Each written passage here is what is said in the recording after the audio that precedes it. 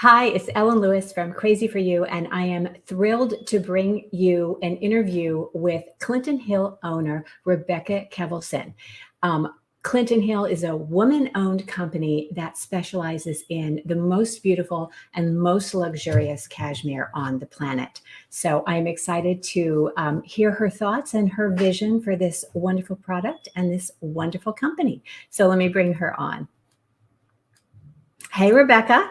Hello, thanks for having me here. Oh, it's so nice for you to be here. So I just met you at a Vogue Knitting Live. That was the most fun thing ever. Did you have a good time up there? It was great. It's one of my it's actually probably my favorite knitting event in the knitting world, and it was really wonderful to meet you there. Good. Yeah, it was really fun. Your booth was beautiful. And I was just so overwhelmed with, you're so professional, you're so all about it, but you're so young, right? How did this all Yeah, happen? so young. What? So how far back do you want to go? Everything that's relevant. You got it. All right, I'll try to make it quick because I've got a long knitting history. But my mom taught me to knit at age 4, so I've been knitting for a very long time, and I always have been knitting my entire life. I picked it up, and I maybe didn't do it every day as a child, but I knit a lot as a kid. And I never really thought that you could have a career in knitting. It just didn't dawn on me that there was this option to choose knitting in college and continue doing that. So instead, I studied costume design in college, which is very closely connected. And I studied sewing and design and draping and costume history, and paired that with a bunch of fashion design courses as well. And together, I really felt like I was going to become this costume designer in the costume world, but it's not that easy. And there was something always missing from that love of costume design. And when I graduated college, I had a previous internship during college at Vogue Knitting and worked in a couple yarn stores. And I graduated college in 2008, which was not the best economy to start looking for jobs. And I got a phone call from a knitting store owner on the Upper East Side in Manhattan. And she said they needed some help in the knitting store. And I said, okay, I'm going to take this job until I find a real job. And it is most definitely a real job. And I ended up working at the store for almost 7 years. And I fell in love with working in a knitting store. I fell in love with luxury fibers. I learned everything about silks, cashmeres, alpacas, really real fiber, real animal fibers, real luxury fibers. Just it opened my eyes to this world of luxury knitting. And the minute I touched cashmere, I fell in love. And then I got a job at Vogue Knitting in the beginning of 2015. I started working at Vogue Knitting, and that was sort of to get my next step in the industry, kind of see another side of how the knitting world works. And I really loved that as well. I was working in the advertising department and doing a lot of design work for the magazine and Vogue Knitting live events. And about 2 years into that job, I went on maternity leave, and I just felt like I was really missing and craving that business side of working in a yarn shop. And we had, at the time when I worked at String in New York, in the knitting store, it was right when Instagram was becoming a thing. It was yarn stores were coming online, and I was all engrossed in that part of the business and really, really fell in love with working in a yarn business and the business world. So I, at that time, just to step back for a minute, I took some courses and did a program at FIT, which is the Fashion Institute of Technology. And I did a program called Creative Enterprise Ownership, where really it was a business certificate for fashion geared people. And I just knew that that was kind of my end goal. I just didn't know how to get there. And so when I had my first baby, I had this time to kind of sit back and say, what is it? What is the next step that I'm going to take in my career? And I said, if there's ever a time to do this, this is the time to try it, which in hindsight, I had never had a child before. So it probably the worst time to try a new business and put yourself into something when you have an infant at home. But either way, I did it. And I spent the next 8 months creating a business plan and researching the cashmere, importing, export, everything that goes into creating a yarn business. And in August of 2017, when my son was 8.5, 9 months old, I launched Clinton Hill Cashmere with just one line of yarn, one weight, our bespoke weight, which is the heavy worsted, light aran weight cashmere, and in only 6 colors. So it was really, really small. We started really, really small. And now we have 3 weights of our cashmere, and we have 24 colors in that weight. So we're growing, we're going slowly, but in the pace that works for me. And also, I think I never imagined it to get to this point. So I'm always enamored by it and grateful for people like you and our customers. And it's just been a really exciting ride. Wow. That's so cool. I mean, very few people actually, start knitting as a child and then follow that through and have a whole career out of it. So what is your vision? So I know you had talked about making a business plan and all that stuff. What is your vision for the company, and how did working at the yarn store and then at Vogue Knitting, how did that kind of inform the way that you put together your brand vision? That's a great question. So when I was first putting together this business plan, I looked at what I felt was a little missing from the industry or missing from yarn companies. Now, this was 2016, early 2017 when I was doing this. So things have completely changed since then in the industry. But for the most part, I was a 30-something-year-old new mom who was shopping online a lot. And I was buying, and I was buying, I was returning, I was doing the whole, I was shopping a lot. And I felt like the industry didn't have a ton of companies online. We had these big box stores on big box companies online, some of the bigger brands that sell kind of everything, but there weren't these boutique style shops the way that I was shopping for clothes for my son, for myself, where I, could see a curated style of pieces, or whether it's clothes or products or yarn, whatever you were into, you could shop this kind of curated way, these pieces that kind of fit your trends, and you could shop while sitting in bed at night.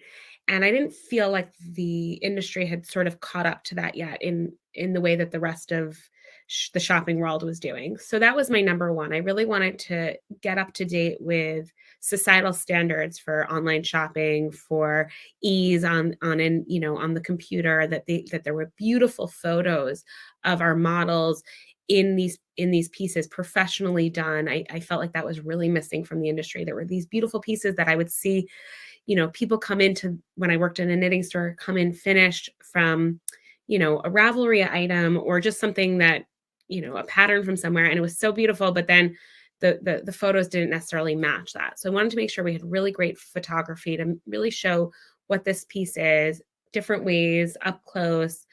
And then I wanted to have really, really great customer service, because I felt like we spend a lot of time, we spend a lot of money on our knitting. And I wanted to make sure that whether you're buying this from your local knitting store, or you're buying this directly from us online, or you've gone to a show and you've seen it, you have us with you the whole way through. So that meant we were going to create patterns that were specifically for our yarns. And I felt really strongly about that, because having worked in a yarn store for so many years, in a high-end yarn store, there were so many customers that would come in and see a ball of yarn and they would say, "Oh my God, I love this yarn. What can I make with it?" And as a yarn store owner, I know, you're shaking your head. Yes. 100%. You know what I'm going to say, that it's the hardest question for a yarn store employee, because there are thousands and thousands, hundreds of thousands of patterns that work for that gauge. I mean, the only way to like start, you know, pulling apart what it is, you know, you could say, okay, do you want an accessory? Do you want a sweater? Do you want a hat? And then it's okay, well, we can go on to Ravelry and we can start narrowing it down and putting in the toggles for, you know, okay, it's this gauge, it's Right, this right, right. yardage, it's this kind of fiber, but you're still left with 1,000 options. And it was so hard to say, okay, now you can look, you know, go scroll through this yourself. Or you can say, here's a company that put together, I mean, at this point, we're almost at 150 patterns or something. So we're growing, but here's patterns that just work for this fiber in this gauge. And here are the 5 sweaters that work. Here are the 10 sweaters that work. Here are the, you know, 13 scarves that we have, or shawls. And it's tried and true for this yarn. It works. Right. We've done the work for you. So it makes the yarn store owner or the yarn store that's selling our yarn, it makes it a lot easier. It makes it a lot easier for our customer. There's no Ravelry filter for, is this a well-written pattern? Right. And Sadly, that's our job. I mean, that's huge. And Yeah. it does. I mean, it makes a huge difference. All the things you say about Clinton Hill, the designs are huge. I mean, I love what you said about being curated, because that's us. You know, we don't sell every yarn in the world. We only sell those that I think are really special and have earned a place on the shelf. And I love that you come from a design background, that you understand designing, and that I know your designs are good and that they're going to work, and they're going to work with the yarn that you have, and the yardage is going to be correct. I love that. I mean, they're so cute. The designs are great. Thank you. We really want to make sure, I think a big thing that I felt for in planning this in this company, but also what we say every week on our Instagram lives and what we talk to you guys and our customers about, is these are really special pieces. These are pieces that you're spending a lot of time knitting, a lot of money to make this. And we want to make sure that this is going to work in your wardrobe. And these are going to stay in style, and they're timeless. They're classic pieces that will make you feel good when you wear them, but also work with what you already have in your wardrobe. These are not like outside the box, crazy pieces. This is a classic cardigan or a classic pullover that you are going to wear, feel good in. The yarn is beautiful. The pattern is simple and classic. And together, it's kind of this piece that will really take you forever. You'll hold on to it forever. 100%. I talk a lot about knitting a capsule wardrobe. Yeah. So I'm big into that. And, you know, in my newsletter this week, I talked about, you know, a cashmere sweater. Most of your capsule wardrobes are going to have as a foundation piece, you know, a beautiful sweater in a neutral color that is an investment piece, right? There's nothing like a cashmere sweater for that. Absolutely. So you've got beautiful designs. Let's talk about the yarn itself. So, you know, everybody and their brother, H&M or whoever, has cashmere sweaters for really cheap prices. Yep. And I think that people have gotten the idea that, oh, it's cashmere, cashmere is cashmere, but we know that's not true. So let's talk about the kinds of elements of the fibers and the micron count and all of that stuff that goes into Clinton Hill Cashmere that makes it what it is. Perfect.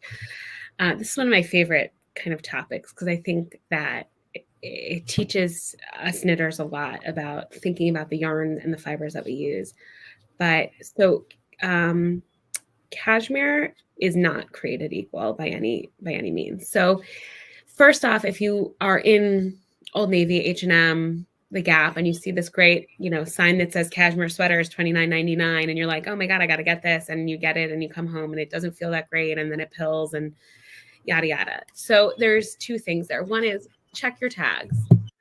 A lot of stores, a lot of companies will say, oh, this is a cashmere sweater, and it has 10% cashmere, 5% cashmere. It's cotton cashmere. It's wool cashmere. Not to say that that's bad. There's beautiful yarns that have a little bit of cashmere in them. There's beautiful sweaters that have a little bit of cashmere in them, but it's not necessarily advertised as what it is. So that's number one. Number two is there are cashmeres that have higher micron counts, lower micron counts. And for those of you watching who don't know what a micron count is, it is the measurement of, it's a microscopic measurement of the diameter of a fiber. So if you were to take one fiber of the animal and cut it in half and then put it under a microscope and measure, you'll get your micron count. Now, the finer the fiber, so the smaller the number, the softer the fiber is. So I always have felt that it would be really great that everybody put their micron count on every yarn, because then you can really tell, is this going to be soft or not? So you can have merinos with low micron counts that are really, really soft. Cashmere usually is in the 14 to 16 micron count range. That's like typical cashmere. So 14 being the finest, 16 being still 16 micron count is still going to be beautiful, soft cashmere. It's just maybe not the same as the 14. So our cashmere is a 15.5. So it is in the mid range of the finest. Now, that gives you an idea that if this is cashmere, it's super fine. There is this whole other aspect to know about cashmere. Does it pill? Does it wear well? Does it, how is it spun? All of those types of things. So some of you may have bought cashmere yarn in the past and it feels great, but once you start using it and wearing it and knitting with it, washing it, steaming it, it feels better and better. So I always say cashmere ages beautifully. The more you use it, the more you wear it, the softer it gets, as long as it's, high quality cashmere and doesn't start pilling. Our cashmere, we work with a mill out of Italy that's been around for over a century. It is the same mill that creates all the cashmere for the high-end fashion houses. So if you're walking through Bergdorf's and you see a 100% $2,000 sweater, it's probably similar cashmere, if not the same cashmere that you can knit with from us. And this mill has been creating cashmere, the best cashmere, for so long. They know cashmere. And that is why we work with them.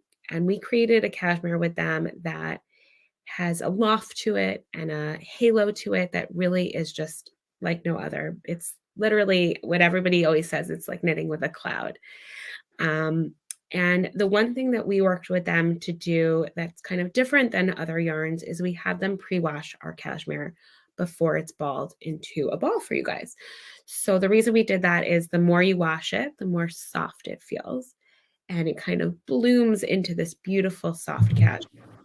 So, and the reason we do this washing is because as knitters, not only do we want to wear our beautiful sweaters that feel so good, we want to knit with that beautiful feeling as well. Yes. So we wanted to make sure that it was washed and bloomed for knitters to be able to knit that feeling in every single stitch.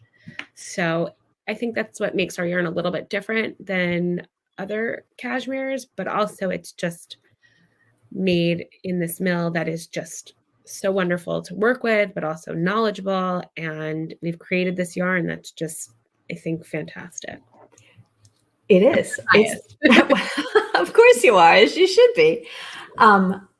So is there, in the same way that there is with merino, I love your idea of putting the micron count on every single ball of yarn, because, I have people come from the big box store and they say, well, they have merino over there. Well, yeah, it's 23, 24 count merino. It's not the same animal, right? Yes. And you maybe can't feel the difference when you're just starting out, but you do learn the feel of the difference.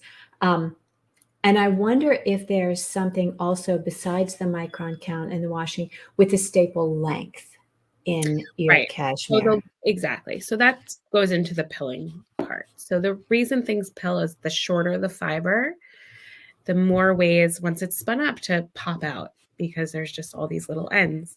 So the longer the fiber, the more, the easier it is to ply it up and to spin it for it to stay plied together. So that's part of the reason why our yarn does not pill. Obviously, shorter fibers are, not as high quality, because you don't want to, as farmers farming, so cashmere comes from a goat, and it's not sheared like a sheep. It's brushed out. So these are, pieces of fibers that are if you think of a goat with the long hair, this is the fiber in between the long hairs. It's the fiber that's really close to the skin. This is what's keeping them super, super warm during the winter months, when they're in the mountains in these really, really cold environments. And then in the summer months when it's really warm, they need to shed. So it's like a dog sheds. It just needs to be brushed out the same way. And they need that to be removed so that they can survive the warm summer months. Imagine wearing a cashmere sweater throughout those hot months and, you know, in the beating sun. So the longer it's grown, obviously that's, you know, it's more expensive. It's more labor intensive because you have to wait for it to, but if you could just brush out these short ones really, really quickly, you know, those are maybe not as high quality fibers. And I think a nice thing to think about or to know or to learn about goats and cashmere goats in particular is in 1 year, they're only producing about 3 50-gram balls of yarn. So that also adds to the luxury aspect and the, you know, hard to get qualities that cashmere goats have. So something to think about when you're knitting a sweater with 10 balls, you know, how many goats have gone into working for you or growing this cashmere. So the cheaper cashmere, if I'm understanding you correctly, the cheaper cashmere is probably the less desirable bits of fleece and fiber that are not going into this super long premium. And that's why those cheaper sweaters or whatever, they might be 100% cashmere, but they're not going to feel the same and they're not going to wear the same.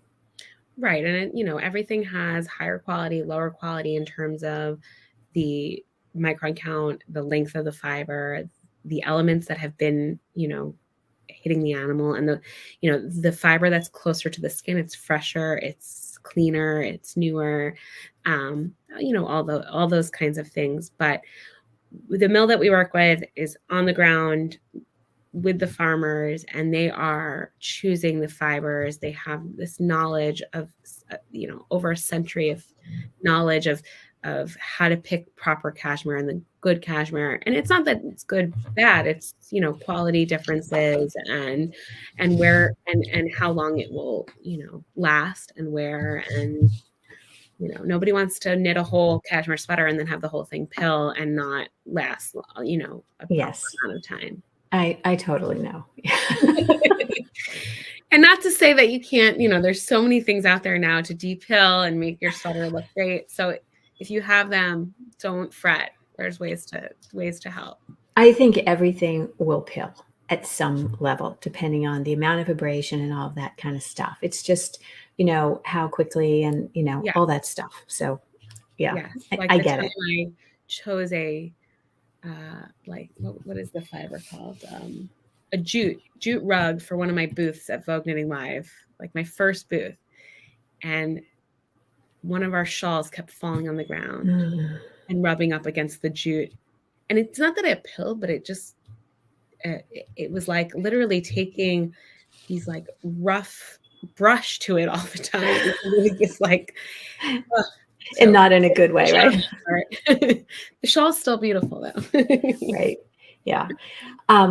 So let's talk about kind of your design aesthetic. I mean, everybody can sort of design a basic sweater, but what I feel like your garments, and I'll do a whole podcast on just the Clinton Hill Cashmere and the garments for it, but I just wanted to talk to you specifically about, like, how do you get inspired? I mean, where are you looking? Do you look at ready to wear? Do you look at designers? Does it all come from your head? How do you get those inspirations for those sweaters that are classic but still current? I love that. It's like, yeah, right. So yeah, I look at runways like it's my job.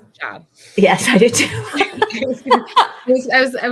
I was going for job, but I really is a job. I would say I spend a lot of nights on the Vogue app looking through every single runway, screenshotting things. So that would be like, that's like number one. I'm really looking at what's going on in the fashion world. But there's also this aspect of keeping it classic and timeless. So I'm also saying, okay, what is it that we have in our wardrobe? What do we have in our collection already? And what do we not have?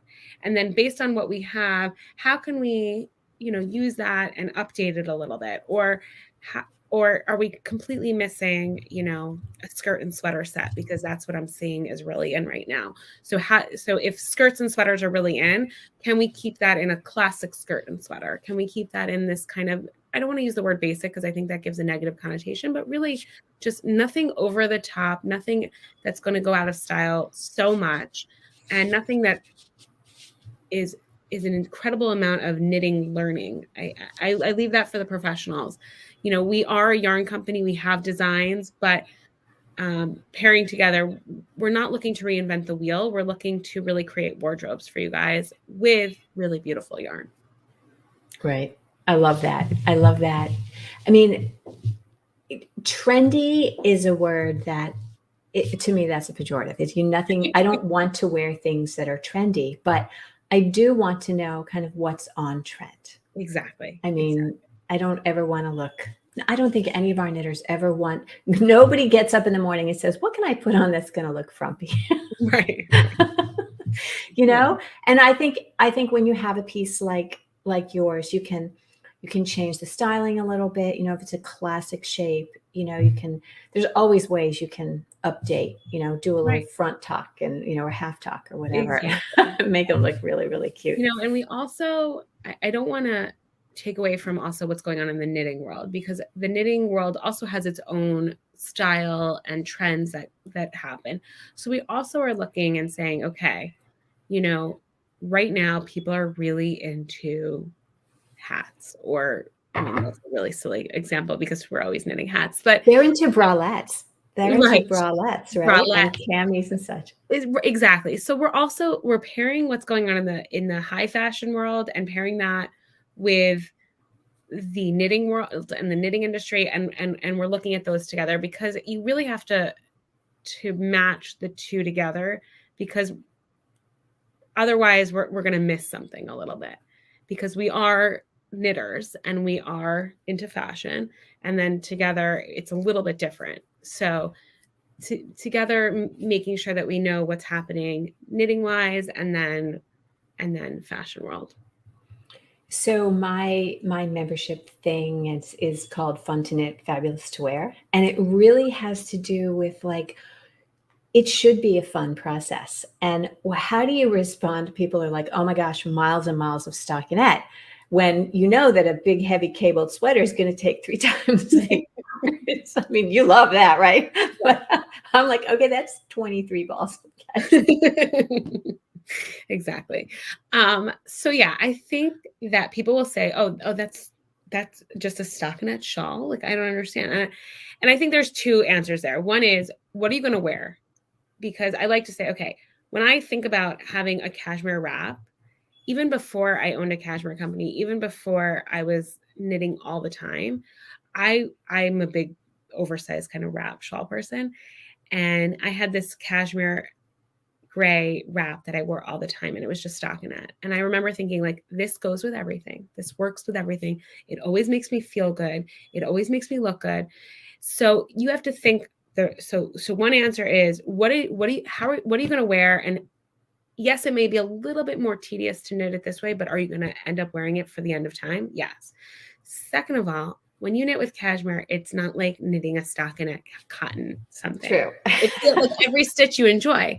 So it might be, not as complicated as some of your other knits, but it's going to feel good. You're going to love it. And it's a great, TV project. So as I always say, I don't knit to challenge my brain. My brain gets plenty of challenge just running my life and my business. So I love miles and miles of stockinette. So. I'm with you. And then I can do other things at the same time too. Yes, exactly. Exactly. So I love that. I noticed that you've been doing some collaborations with some Ravelry designers. Like, is it Kadri? I think so. Is she so cute? So do you want to talk about that and how that is, kind of changed and come about over the past few years? Yeah. So that's like big change in the knitting industry, I think.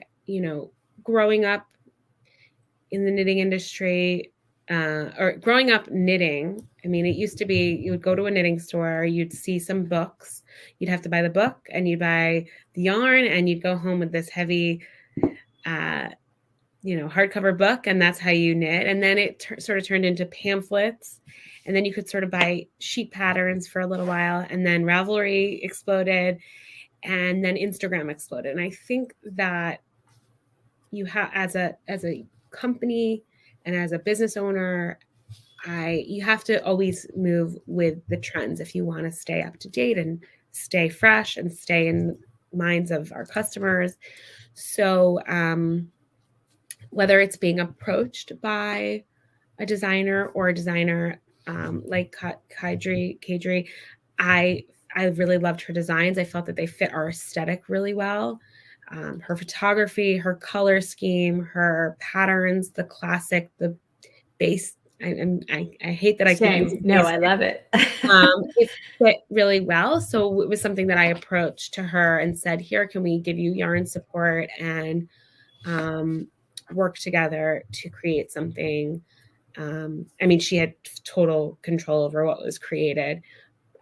So we've done a few things like that. We've worked with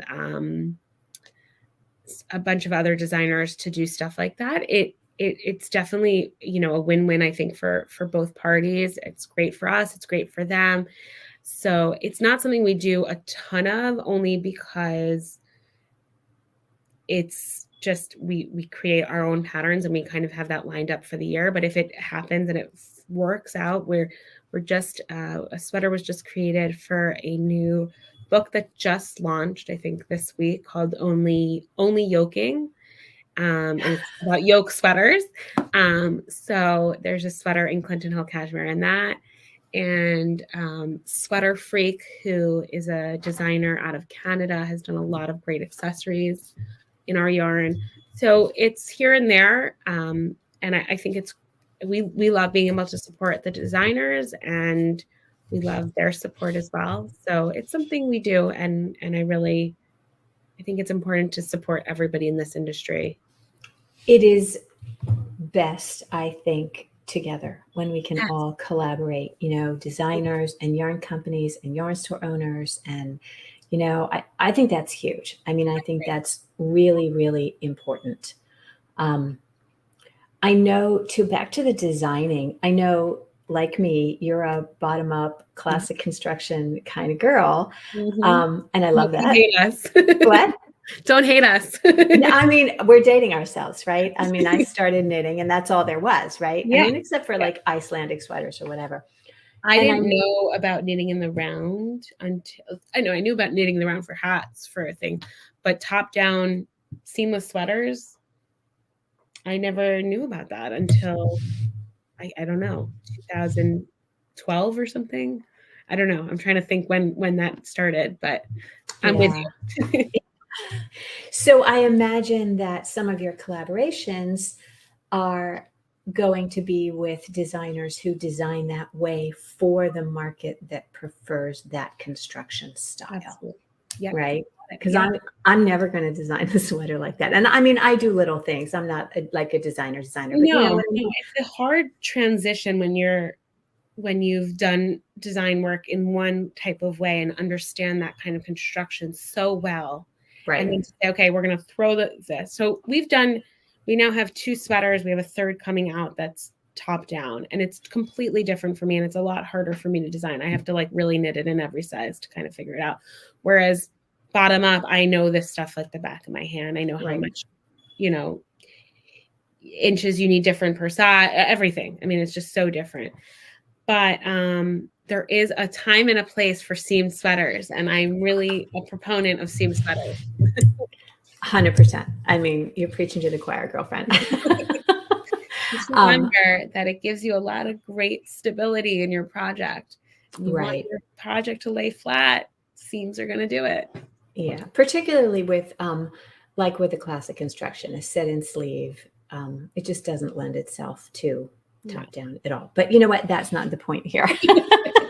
So we're almost out of time, but I do want to know what's next. What is next for Clinton Hill Cashmere? What's your grand vision, 10 years from now? And what are the steps you're taking to get there? Awesome. So on the short list, we have 2 new sweaters coming out soon. We just launched our newest color, which is a lavender. So pretty. So that's our spring color. Long-term plan is we would love to be the place where you look for cashmere. So whether it's to have all the gauges of cashmere in tons of colors, that's kind of was always my vision, was that we are like the cashmere queens of cashmere yarn. And that's sort of where I'm at right now. I want to make sure that we really grow properly and not overextend ourselves. I'm a mom of 3, so this year has been a little bit slower than past years, but we are on track to launch new colors. To hopefully, I think the big goal of next year is maybe a new weight, but nothing set in stone, and it's we're taking it month by month. Very, very nice. So excited. I am proud to have Clinton Hill Cashmere at Crazy for You. I think it is beautiful. And I see a custom fit sweater in Clinton Hill Bespoke DK in my future. Thank you so much for having me. Absolutely. Absolutely. And thank you so much for joining me. And look for my next podcast when I will be doing swatching and doing a review of the cashmere and sharing with you some of the fabulous patterns that Rebecca and her team have put together. So until then, keep knitting and create something beautiful. Good night. Thank you.